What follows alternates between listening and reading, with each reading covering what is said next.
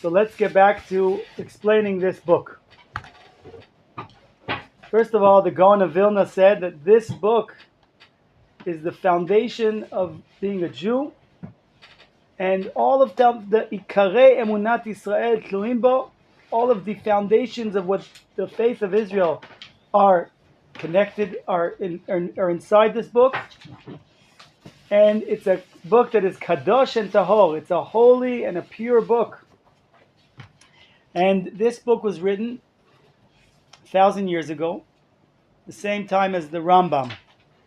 There was two great leaders in the time of the Rambam, was the Rambam and Rabbi Yehuda Halevi. One of the rabbis did outreach, one of the rabbis did inreach. Who could you guess? Who did outreach? Who did inreach?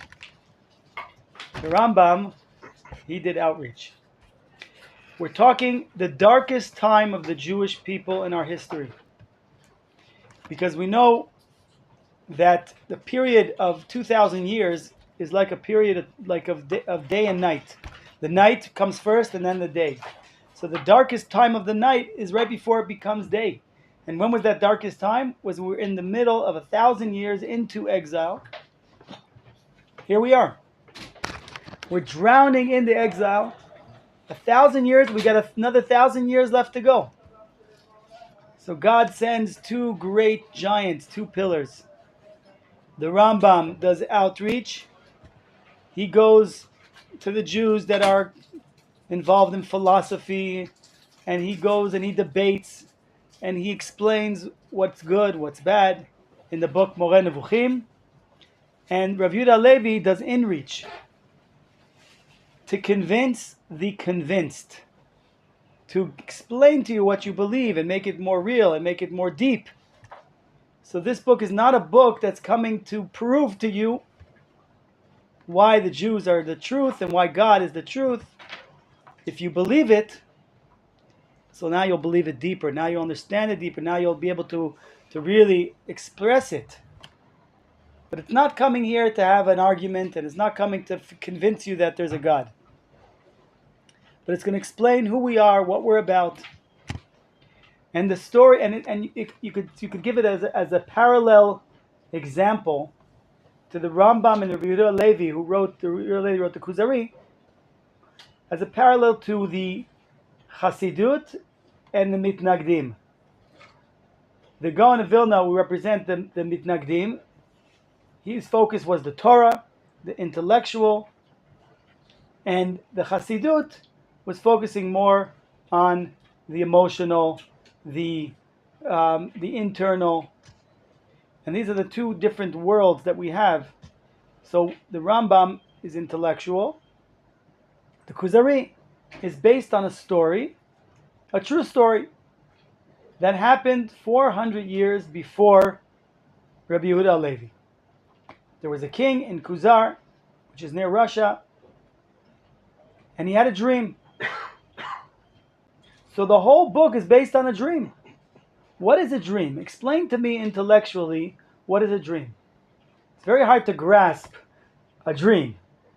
It's not very intellectual. It's not very, how do you say, sichli. It's spiritual. It's something that we can't really explain. You can't see it. You can't see it. And this whole book is based on a dream.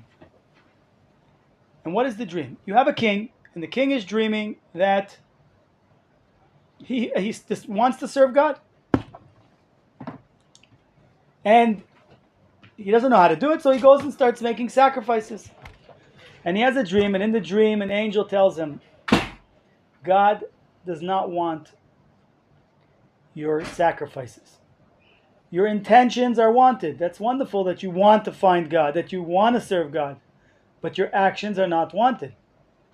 God doesn't want actions that don't have some type of, how do you say? We're commanded to do things. You don't just do actions because of the actions. It's because God commands you. You take now the lulav and shake it all day long. You're doing nothing. When you do it because God commanded it on the 7 days of Sukkot, you're doing a mitzvah. So you can't just do actions and expect that something's going to happen. But this king, he wants to serve God. And he keeps having this dream. Now, let's just put ourselves in context. Who is this king? The king is us. Most kings, what are they thinking about? Two things: security and finance. They want to make sure that they're safe. That's their job. And they want to make sure that their state is running. And that's what's special about the Jewish people.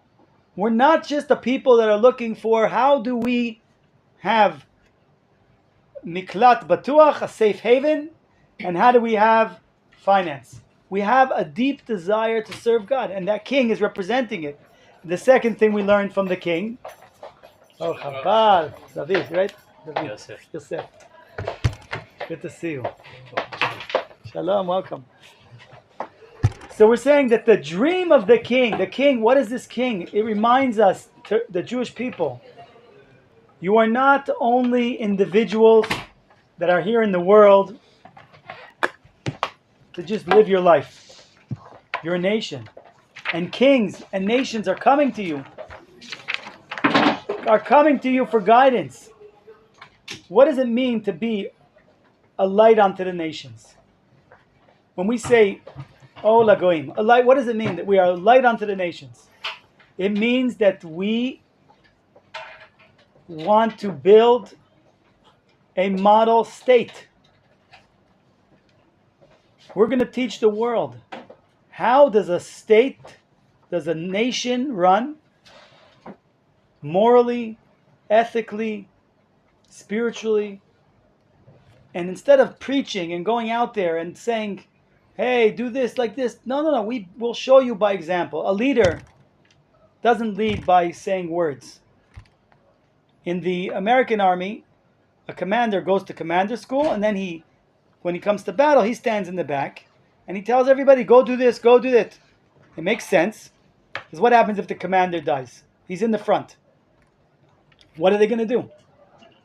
But in the Jewish army, the commander starts as every soldier. There's no such a thing as commander school. Every soldier starts the same, and then they see leadership qualities. They say, "You come. You're gonna go learn to be a commander."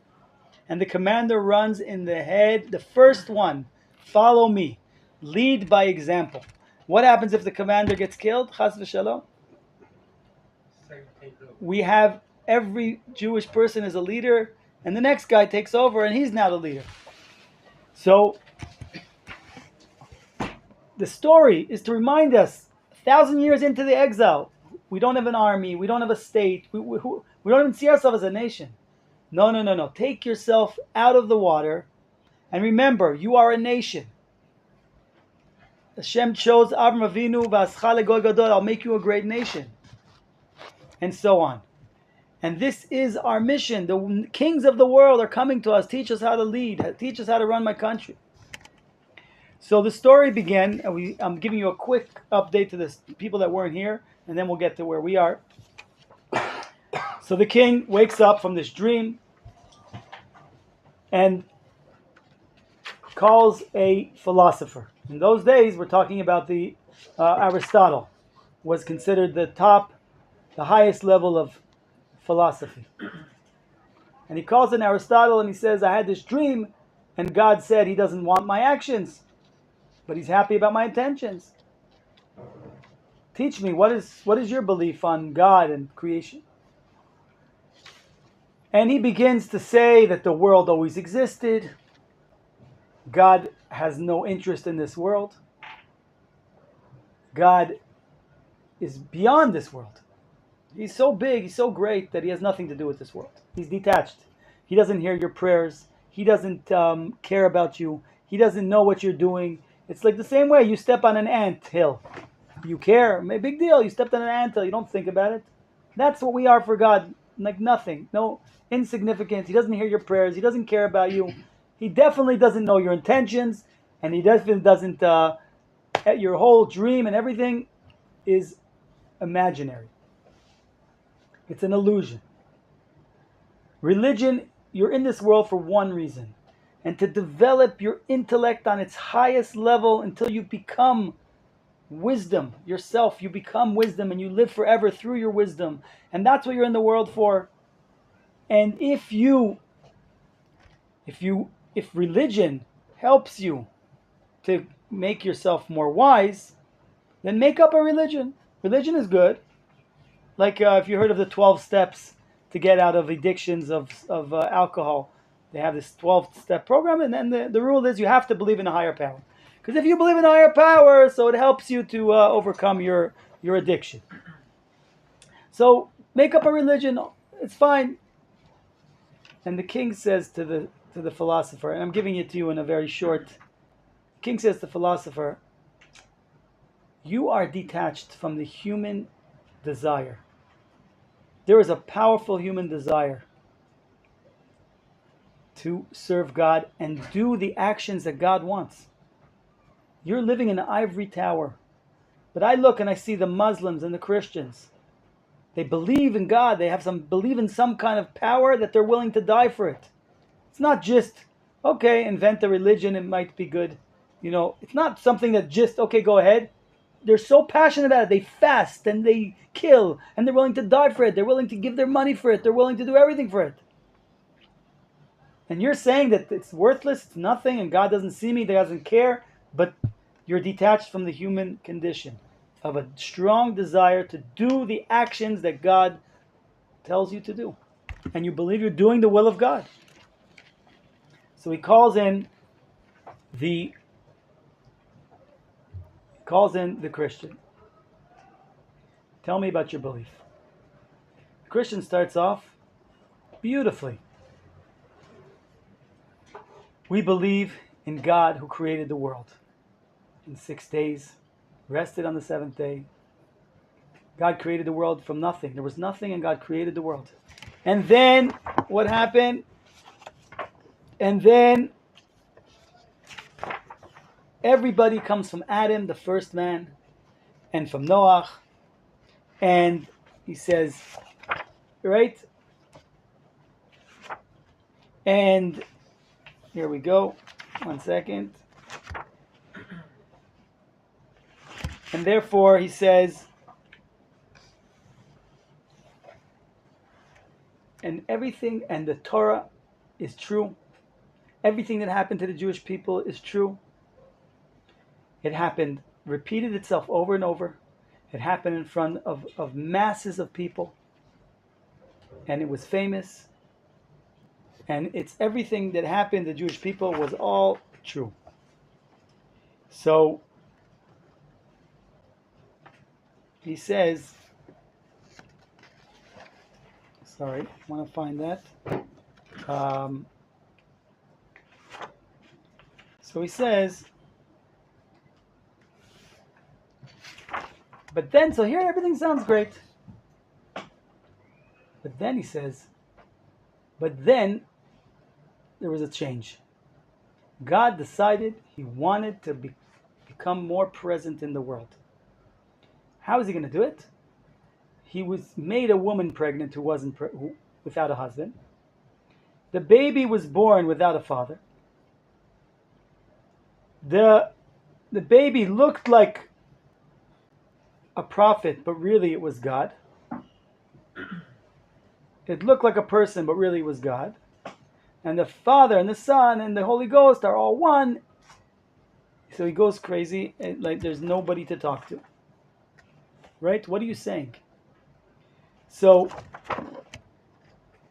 basically, the Christian says to the rabbi, if you want to be a believer, you must sacrifice your common sense. Nothing exists. You don't have to understand anything. You just have to, it can't make sense, but you have to sacrifice that for your belief. Sacrifice your common sense. So the king says, no, I'm not willing to sacrifice my common sense. I'm a thinking person. And I want to understand who is God? What does God want from me? Does God really communicate with people? And then he calls the Muslim. The Muslim also starts very nice. starts off with a very nice opening. He says that God created the world, something from nothing, and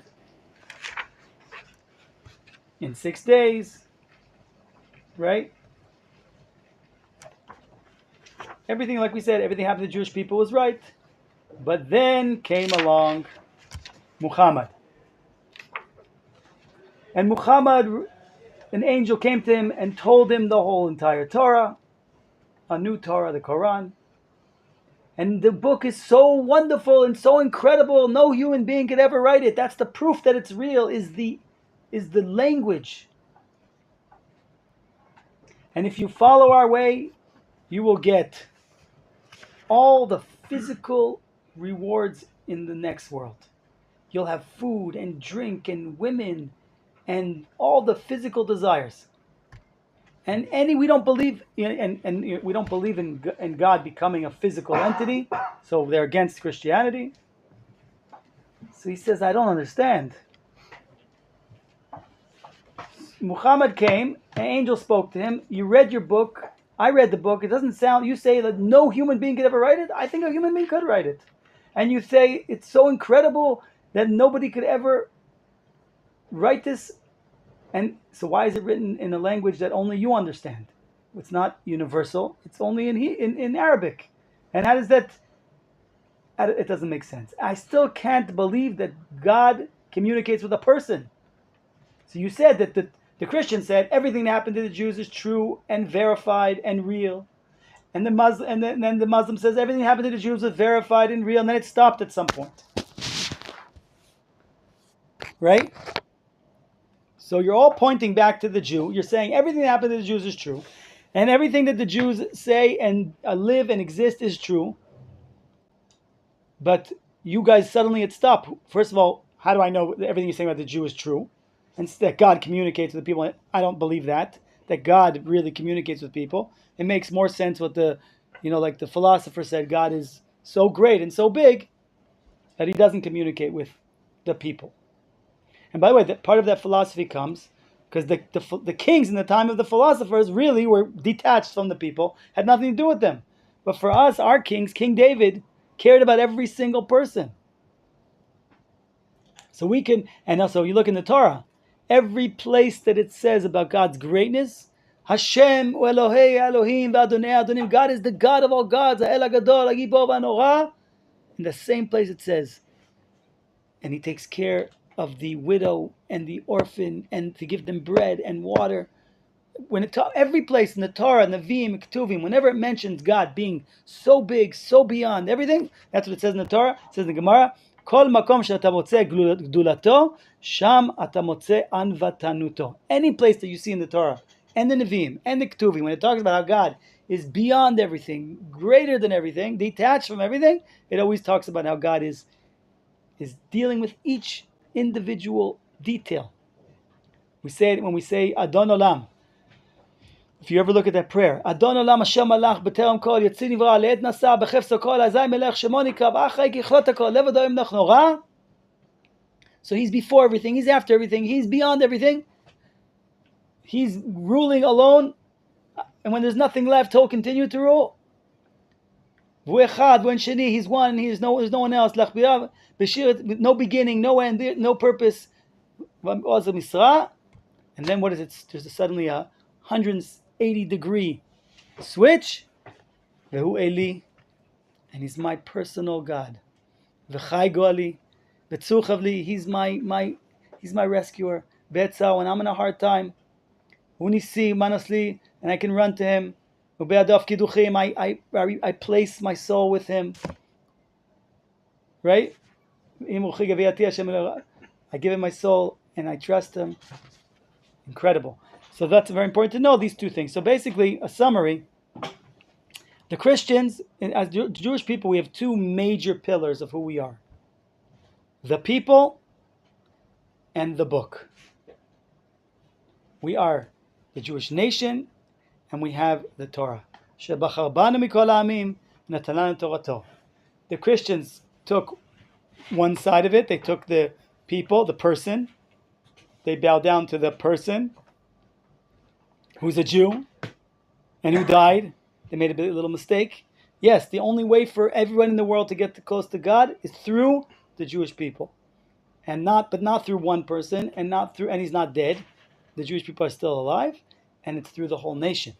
So they made a little mistake, small mistake, and then you have the Muslims. They're the book, judgment, the book. They only have the book, and that's the proof, and that's why everything's true, and it's all the book. They have just the man, and we are a combination of the book and the people. But we'll get to that soon. Now we're coming to the Jew. So the king says, I have no choice. Everybody's pointing back to the Jew. So he calls the Jew. What do you believe? And the Jew says, and then the whole book comes to explain this powerful opening statement of the rabbi.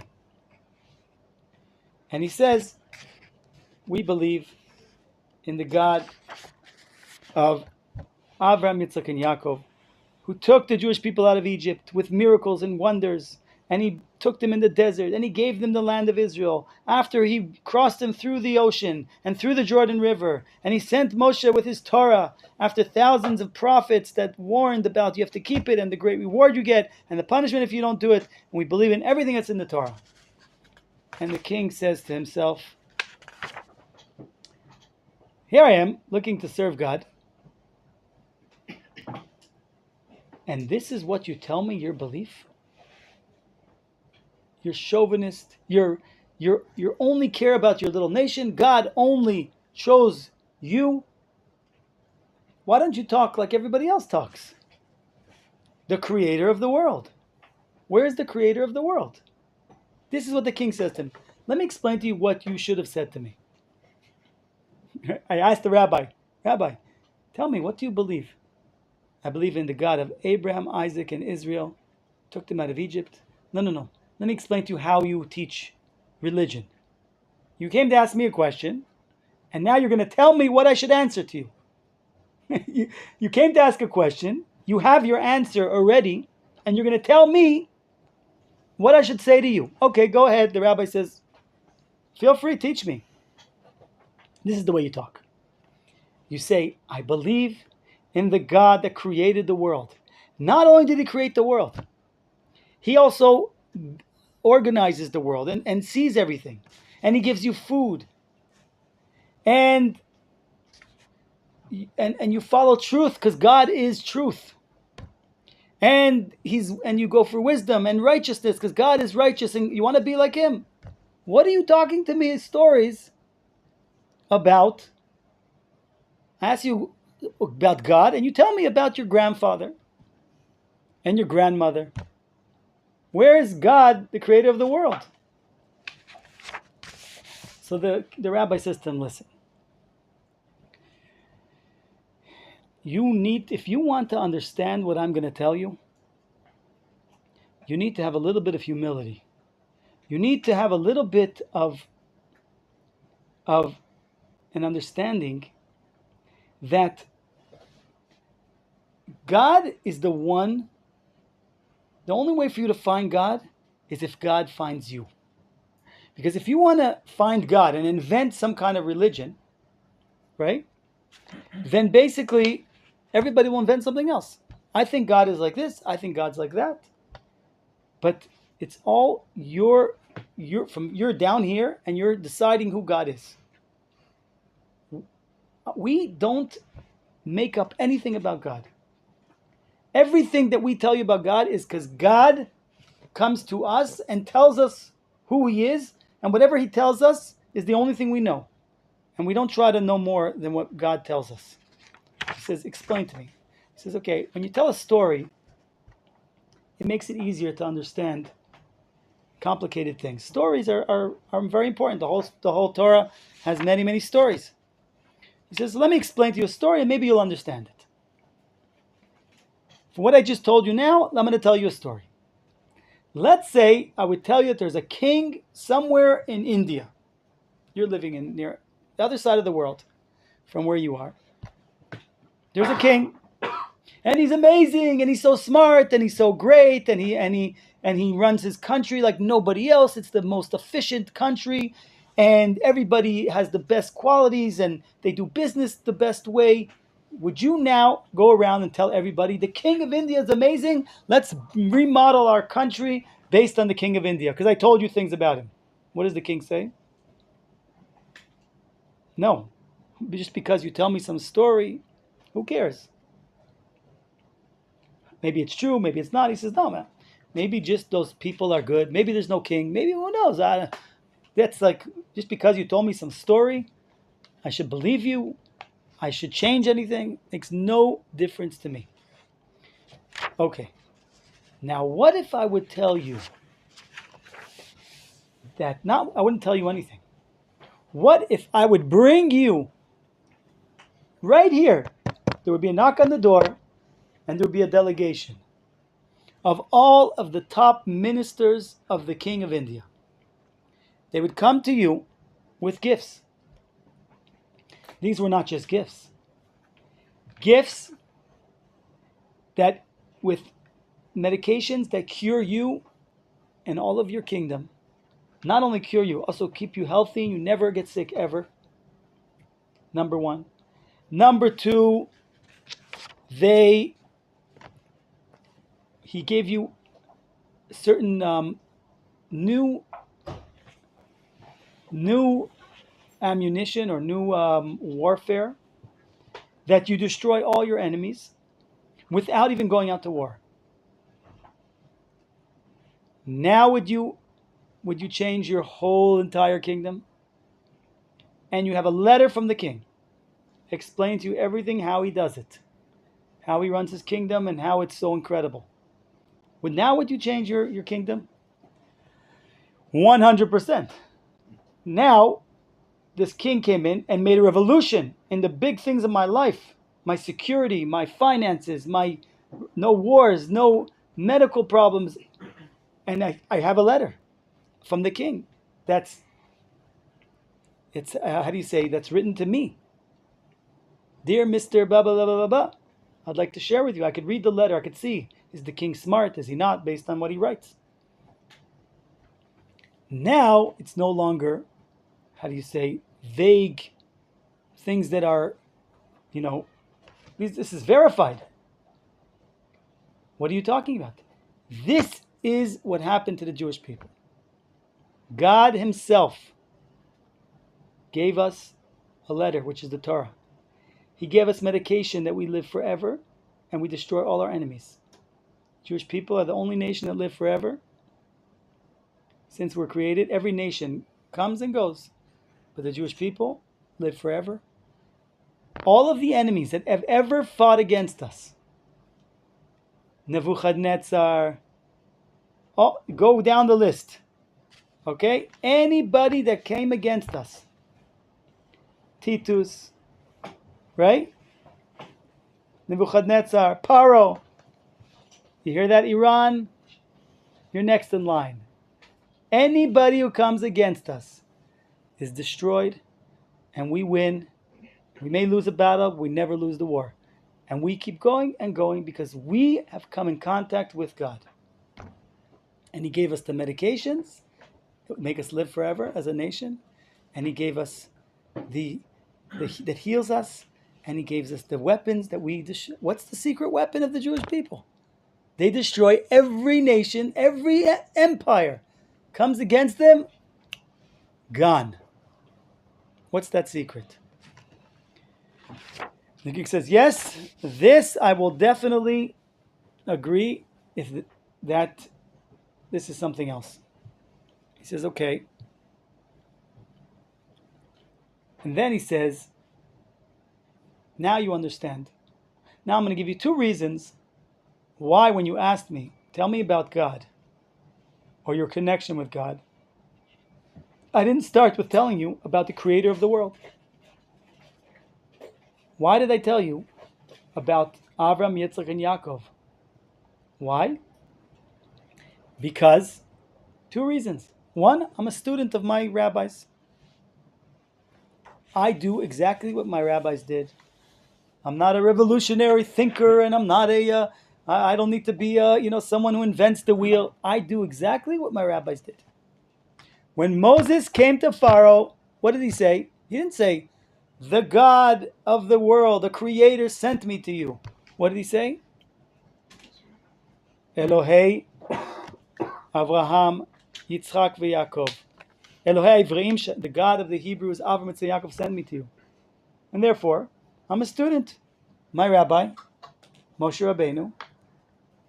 Now, once it was Moshe Rabbeinu coming to Paro, now it's Rabbi Yehuda Halevi coming to the king of Kuzari. So I just do things the way my rabbis did them. Number two, when God himself revealed himself to the Jewish people, what did he say? If you were God, what would you say? Hi, I'm God, the creator of the world. So on, and I took you out of Egypt. No, God said, Anochi Hashem Elohecha, Asher hotzaticha me'eretz Mitzrayim. He didn't say, hi, I'm your creator. He said, hi, I'm your God who took you out of Egypt. Why? Because, so that's why I answer, this is the way I answer the question.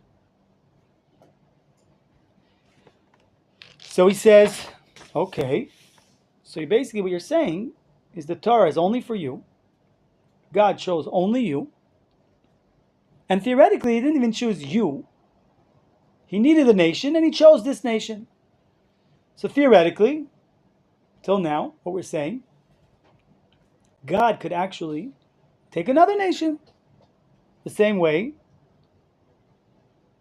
the Christians say, you were the chosen people, you messed up, now he chose us. Right? Makes sense?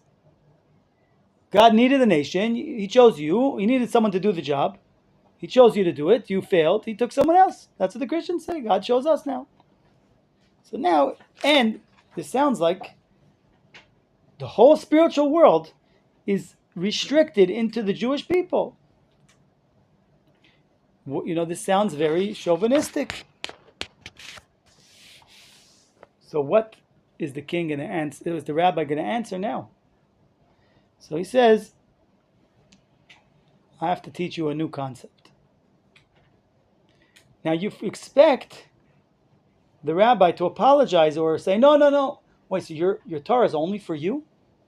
And the whole spiritual world, the whole creation boils down to an historical moment of an event where God revealed himself to the Jewish people and chose them. And before that, there was nothing? I don't understand. It sounds very narrow, very small, very chauvinistic. So you expect the rabbi to apologize and say, no. Oh, so no, the Torah is just for you? No. The Torah is for everybody. We're universal. No. What does the rabbi answer? Yeah, you're right. The Torah is only for us. Or someone who wants to join us. You can convert. You can live in Israel and be a Ker Toshav. You can be, if you're a good citizen, you could be involved. But yes, the Torah is just for us. And not only that, we don't try to get other people to become Jewish. The opposite. To the contrary, someone comes and says, I want to become Jewish. No, it's hard. Don't do it. It's not worth it. You can do your 7 mitzvahs and be, do enough. We're not missionaries. The Christians, the Muslims, they're all missionaries. Everybody has to be Christian. Everybody has to be Muslim. And we say no. The Torah is only built for us. And therefore, he says, and you know why the Torah is only for us? Because when God spoke to us and said, I am God who took you out of Egypt, I took you out of Egypt. And therefore, the Torah is only for you. Because if God would have said, hi, I'm God, your creator, so the Torah would have been equally applied to everybody, because God created everybody. But he said, I'm God who took you out of Egypt. And therefore, the Torah only applies to you. And we are, now he gives throws a big bomb. We are, why did God chose us? Not because he was looking for a nation and he happened to find us. He chose us because we are sgula mibnei Adam. What does this mean? We are the chosen people. We have an inherent value. We're made of something else. Not as individuals, but as a nation. We have something else that's called a sgula. And to explain the sgula, he says, and the king, at this point, the king is furious. You were speaking nice before. You were talking, nicely. Now you're talking terribly. I don't like what you're speaking. Right? You are not universal. The Torah is only for you. You think that you're special. You're better than everybody else. This is what you think. I don't like it. And the rabbi says, if you let me speak, you let me explain, I understand these are hard concepts to understand. But if you give me a chance, I will explain. The king says, okay, go ahead. But you can't keep cutting me off every minute and telling me stop, or you have to listen. Okay, explain. I'll try to let you talk. Do you agree with me, says the rabbi to the king, that there is something special in a plant that doesn't exist in stones? Do you agree? No matter how much you work to develop a stone and make it more advanced, it will never become a plant. Do you agree with me that a plant has something else? It grows, it has seeds, it can reproduce. Right? He says, I agree. Do you agree with me that this word sgula? Because there's no real translation for it in English. The word sgula, a value, an inherent value, something unique. There's something unique about a plant that does not exist in a stone. You agree? I agree. Do you agree? In other words, it has a higher value. It's more important. Has a greater importance. Yes. Do you agree that an animal also has a sgula, a unique value that is not a plant, that it's something new? Do you agree that animals have personalities, they have a soul, they have movement? It's a new existence. It's not an advanced plant. It's a new creation. It's a sgula. Do you agree with that? Yes. Right? That there's something new. There's, like we said, there's a personality. I agree. Do you agree that a human being is not a human animal? Do you agree on that? Do you agree that you expect of a human being, because we're not an animal, you expect them to develop their character? You expect them to build a home. You expect them to be able to run a country, a state. Do you agree with that? You expect a certain behavior that you don't expect from an animal. Do you agree with that? And the king says, I agree. That's true. Human beings talk. Human beings have something new. That's called the sgula, an inherent value. Something that is beyond the sechel, intellect. This is something else. What would be above a human being? The king says, a genius.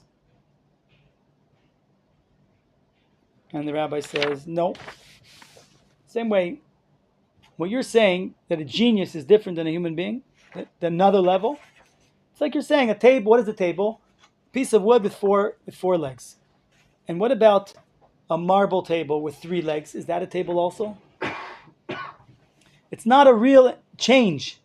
A smart person or a stupid person is not a change like a stone to a plant, or a plant to an animal, or an animal to a human, what is the next change, next level up, that would be, you would say, this is a completely new existence?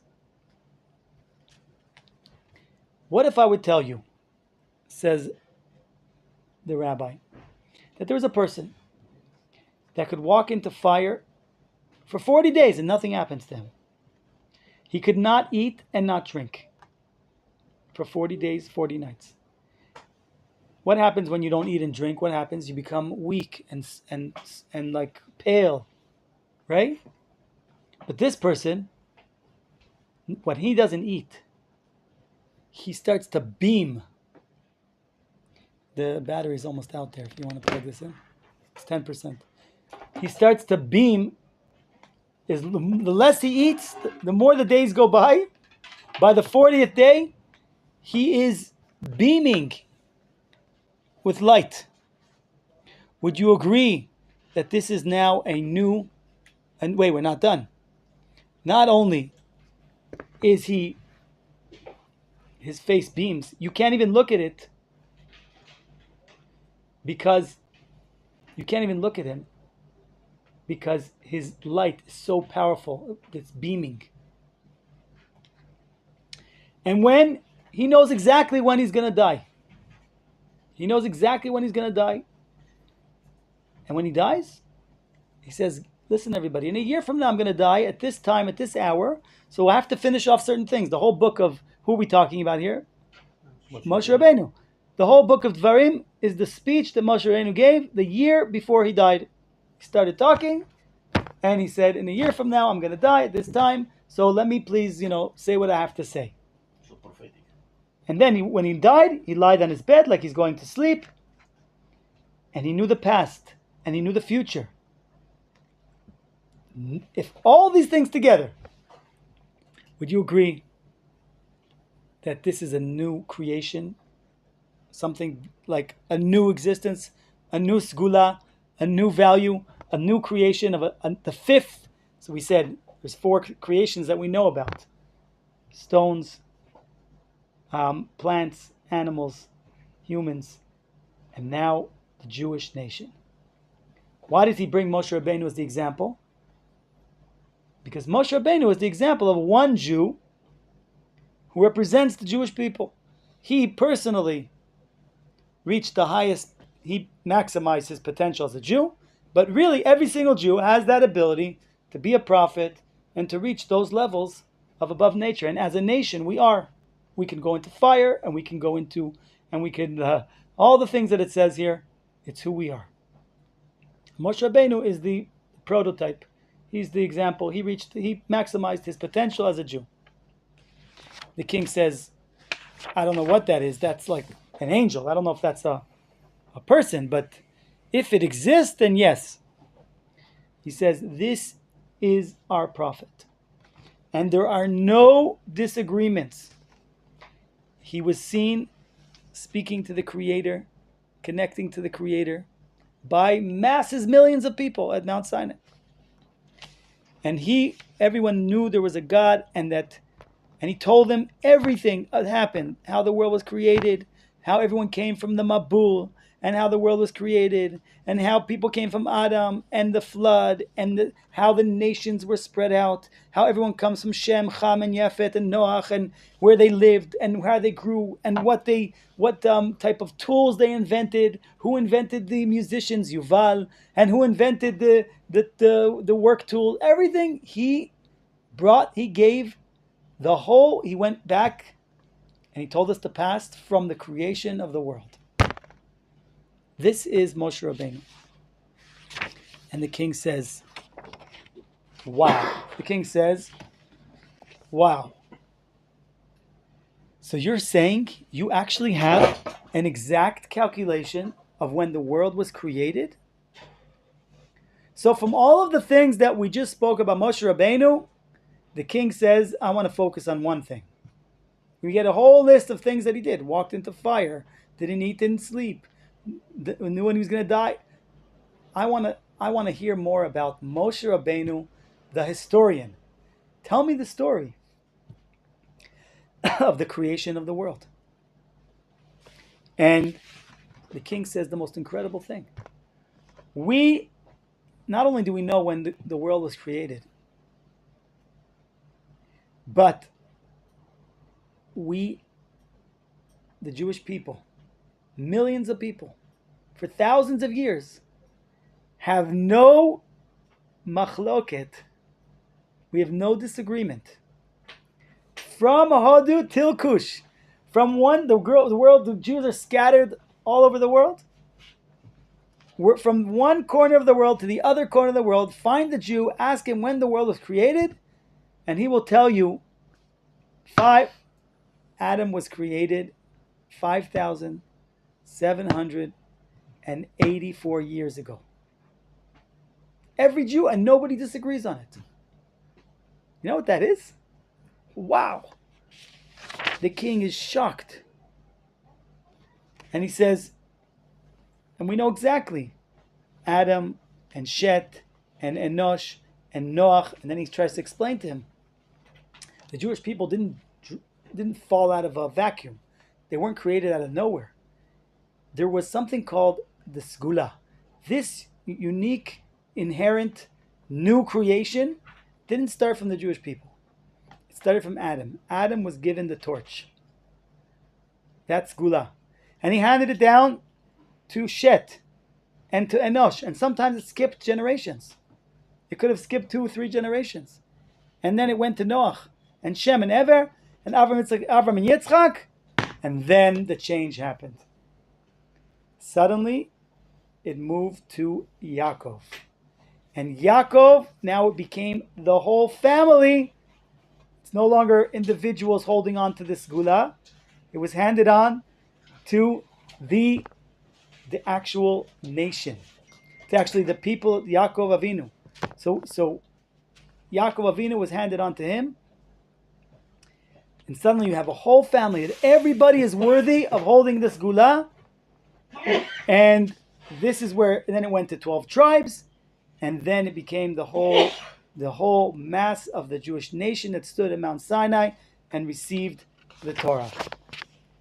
And so in other words, explains that there was something called Lev and Klipa. Say we have a fruit, there's the peel, and there's the fruit.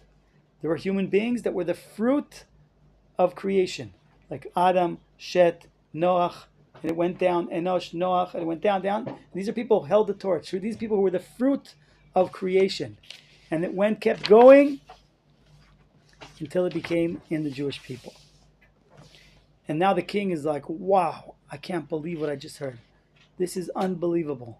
This is incredible. How could you have something that everybody agrees on? How could you have something that everybody agrees on? That's a real wonder.